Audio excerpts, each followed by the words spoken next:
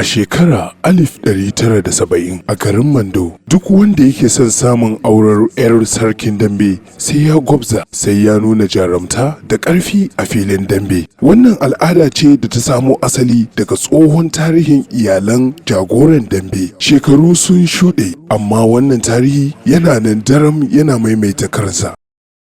Yanzu kuma a wannan lokaci matasa biyu ɗan Ilu da Ashnur sun fada cikin soyayya da Rashida 'yar gidan jagoran dambe na yanzu. Ɗan Ilu matashi mai arziki yana da kwarjini da kima, yayin da shi kuma Ashnur jarumi mai ƙarfi ya shahara da rawar gani a dambe. A dandalin damben mutane sun taru domin ganin wannan gwabzawar ta tarihi. Mahaifin sarauniyar Rashida ya ce duk wanda ya yi nasara a damben shine zai samu izinin aurenta, amma soyayya ba kawai da ƙarfi ake samunta ba. Rashida kanta tana cikin rudani, tana tambayar zuciyarta wane ne ya cancanci ƙaunarta. Al'ummar Mando suna tambaya shin wannan al'ada za ta ci gaba da rayuwa ne har abada, ko kuwa soyayya za ta samar da wata hanya ta daban. Wannan labari ne na soyayya, gwagwarmaya da al'ada da ba za ta taɓa canzawa ba.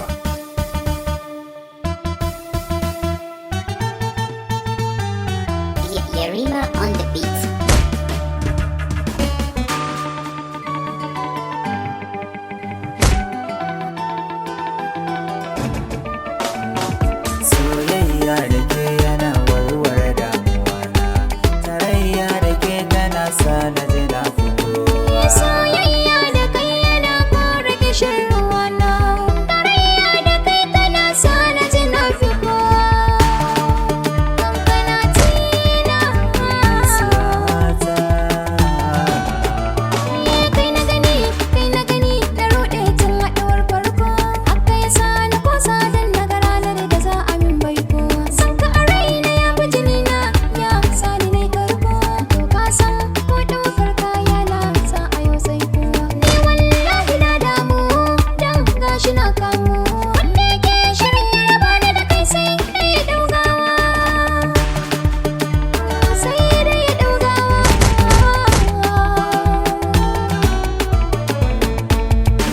idan na so da kauna da amana baby, sirrikan da ke boye ma'adana.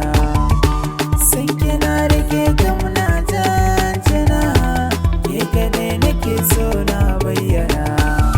Ba za na so a ce an raina ki ba, da za na killace ki ba sa ganki ba. Ko miliyan 100 ba su kai min ke ba, a yarda in mace ke ku kiraye 'yar uwata.